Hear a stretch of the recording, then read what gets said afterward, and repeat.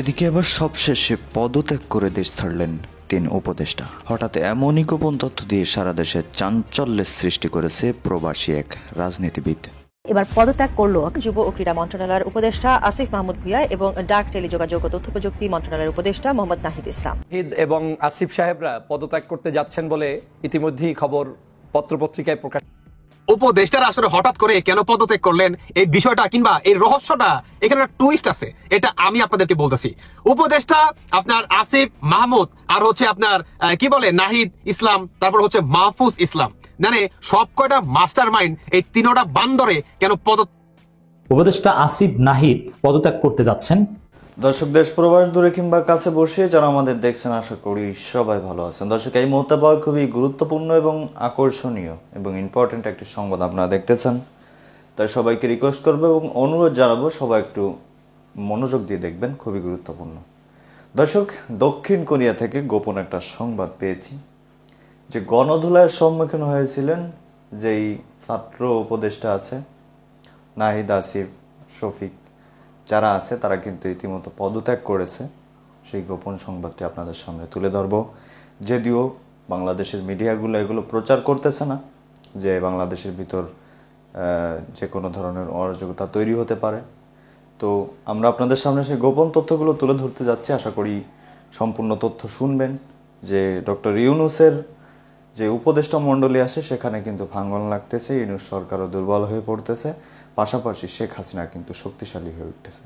তো দর্শক, কথা নাই, লাইক দিন, কমেন্ট করুন এবং চলুন আমরা এই বিষয়ে বিস্তারিতভাবে দেখতে থাকি।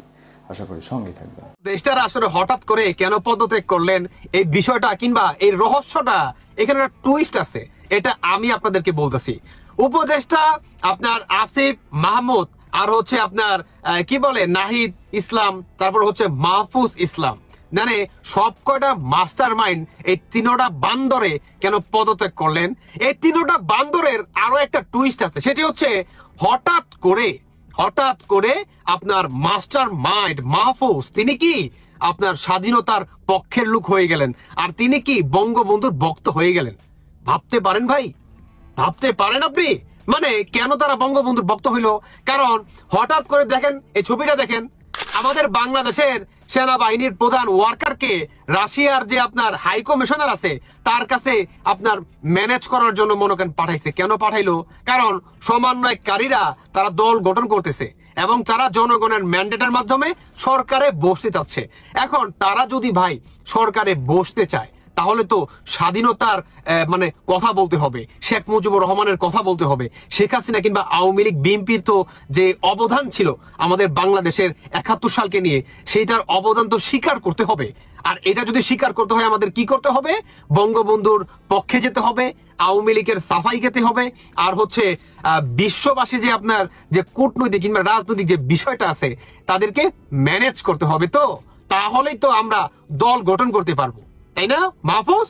তাহলে আমার ছোট্ট একটা প্রশ্ন, মাহফুজ আপনি তো চরম মাস্টার মাইন্ড, মানে আপনারা নিজেরা বর্তমান সরকার প্রতিষ্ঠিত করার জন্য আপনি বর্তমান শেখ মুজিবুর রহমানের সাফাই গাচ্ছেন, আর আপনি বলতেছেন যে আমি স্বাধীনতার দল, আমি স্বাধীনতায় বিশ্বাস করি, আমি পাকিস্তানি হানাদার বাহিনী না। তাহলে আপনি পাকিস্তানের সাথে ভালো সম্পর্ক কিভাবে করলেন, যেখানে পাকিস্তান আমাদের বাংলাদেশ শেখ মুজিবুর রহমানকে ক্রিমিনাল বলছে, আর শেখ মুজিবুর রহমান নাকি এই যুদ্ধটা লাগাইছে, এটার জন্য পাকিস্তান কেন সরি বললো না? মাহফুজ, এই প্রশ্নটা আমি আপনার কাছে করলাম। অন্যদিকে মাহফুজ, আপনার নির্দেশে কিন্তু বাংলাদেশের প্রতিটি সরকারি বেসরকারি প্রতিষ্ঠান থেকে কিংবা বাংলাদেশে শেখ মুজিবুর রহমানের যে আপনার মূর্তিগুলা ছিল সবকিছু কিন্তু সরাই ফেলছে। কার নির্দেশে সরাইছে? মাহফুজ আপনার নির্দেশে। তাহলে আপনি আপনার বাপ দাদার টাকা কিংবা আপনার নিজের পকেট থেকে সম্পূর্ণ কিছু আগের জায়গায় তৈরি করে দেন, কিংবা শেখ মুজিবুর রহমানকে আপনি যে কটূক্তি করে খাটো করে কথা বলছেন, আপনি এটার জন্য জাতির কাছে হাত জোর করে এভাবে মাফ চান। মাহফুজ, আপনাকে তো মাফ চাইতে হবে। আপনি শুধু বলবেন যে আপনি স্বাধীনতায় বিশ্বাস করেন, আর আপনি সেনাবাহিনীর প্রধান ওয়ার্কারকে আপনার রাশিয়া হাই কমিশনের কাছে আপনি পাঠিয়ে দিবেন ম্যানেজ করার জন্য, যাতে করে আপনারা মানে নির্বাচন করতে পারেন কিংবা জনগণের ম্যান্ডেটের মাধ্যমে আপনারা সরকার প্রতিষ্ঠিত করতে পারেন। তাহলে আপনাকে তো মাফ চেতে হবে মাহফুজ, কারণ আপনারা কি লেভেলের বা কতটা জঘন্য লেভেলের মাস্টার মাইন্ড হলে আপনারা এখন আইসা আপনারা আওয়ামী লীগের সাফাই গান আর হচ্ছে আপনারা বঙ্গবন্ধুর ভক্ত হয়ে যান। আপনারা যে কত বড় মীর জাফর সেটা বর্তমান বোঝাই যাচ্ছে। মানে আপনাদের হাওয়া বের হয়ে গেছে।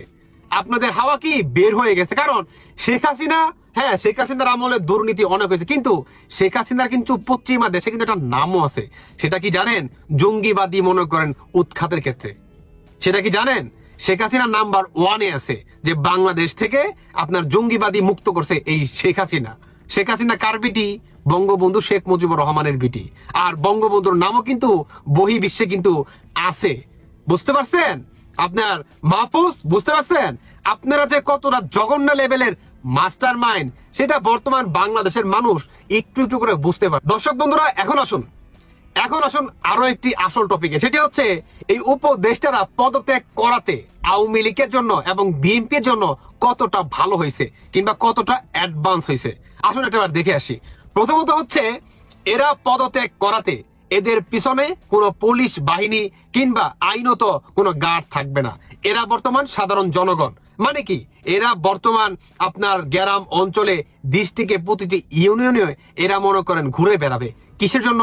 ভোটের জন্য, কালেক্টের জন্য, এবং নানান জায়গায় তারা ছোট থেকে বড়, বড় থেকে ছোট সংগঠন করার চেষ্টা করবে এবং জনগণের ম্যান্ডেট কালেক্ট করার চেষ্টা করবে। এবং জনগণ এটা আসলে কিভাবে নিবে সেটি হচ্ছে দেখার বিষয়। তবে আমি মনে করি এরা যে পরিমাণ মব জাস্টিস এবং দখলবাজিতা আপনার গণদারে হামলা মামলা যে পরিমাণ অরাজকতা সেটি চালাইছে ভাই, এটা মোক্ষম সময়। যখন নাকি ভোট চাইতে যাবে তখন যদি কারো মনে হয় যে দিয়া দেই উত্তম মাধ্যম, দিয়ে দিয়েন। বুঝতে পারতেছেন? দিয়ে দিয়েন। আর সমন্বয়কারীরা কিংবা উপদেষ্টারা বর্তমান সরকার গঠন করার জন্য শেখ মুজিবুর রহমানের ভক্ত হয়ে গেছে। তাহলে শেখ মুজিবুর রহমানের যদি ভক্ত হয়ে থাকেন, আমি সাধারণ জনগণকে বলতেছি, আমি এই বিচারের দায়ভারটা সাধারণ জনগণের উপর রাখতেছি। সেটি হচ্ছে পাকিস্তানকে সরি বলতে হবে। আর বঙ্গবন্ধুর সরকারি বেসরকারি কিংবা বাংলাদেশ থেকে যে আপনার বঙ্গবন্ধুর ছবিগুলোতে সরাই ফেলছে এবং বঙ্গবন্ধুকে নিয়ে যারা নাকি কটূক্তি করে কথা বলছে, সবাইকে জাতির সামনে ক্ষমা চেতে হবে।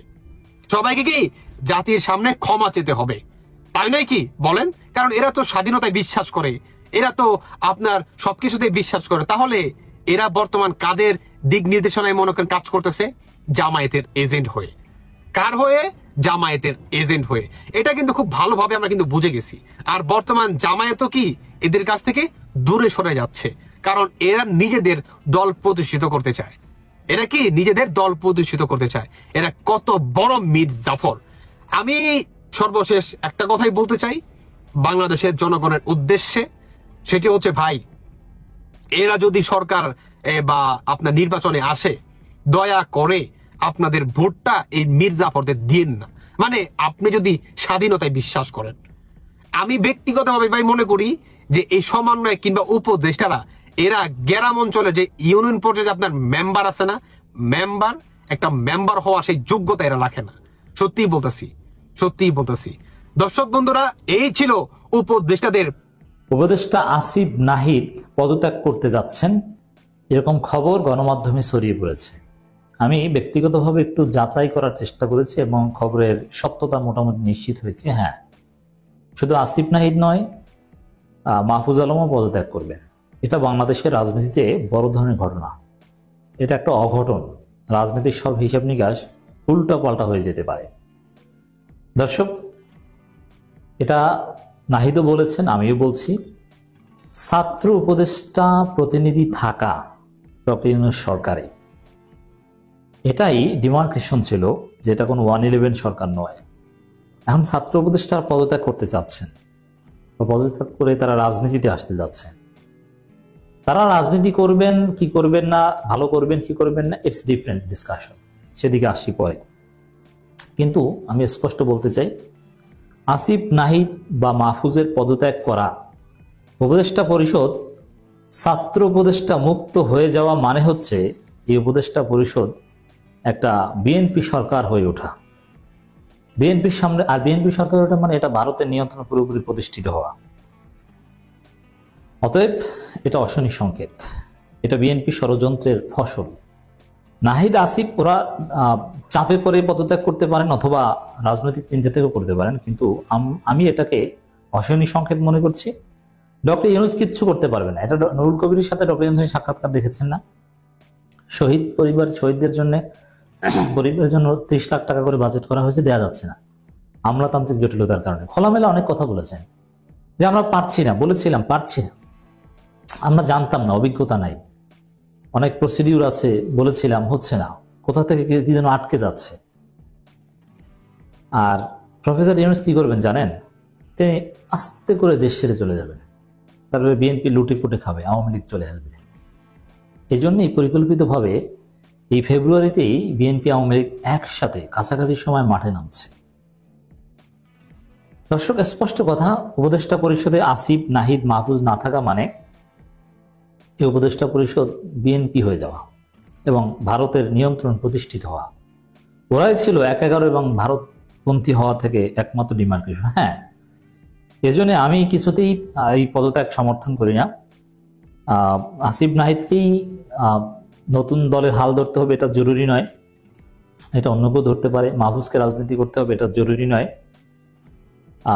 হ্যাঁ, পদত্যাগ ওরা করতে পারে, ওদের যদি রাজনীতি করতে হয়, যেহেতু ওরা গণঅভ্যুত্থানের মূল নেতা ছিল।